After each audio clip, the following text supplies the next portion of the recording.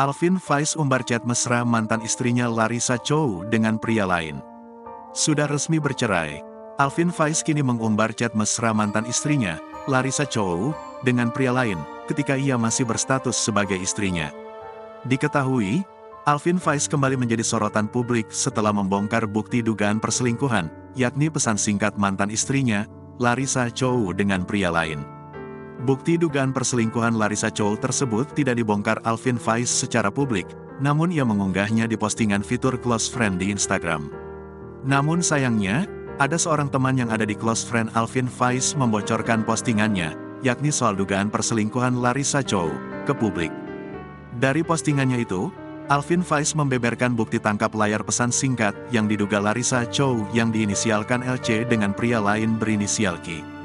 Percakapan itu terjadi di tahun 2019, saat Larissa Chow masih menjadi istri sah dari Alvin Faiz.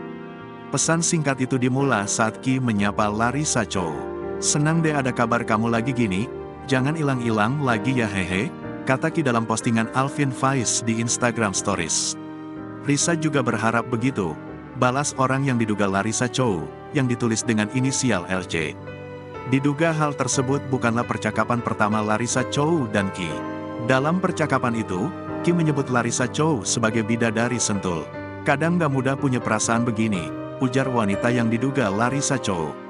"Kakak kadang mikir kenapa baru sekarang ketemu kamu ya, bidadari sentul ini," ujar pria berinisial Q.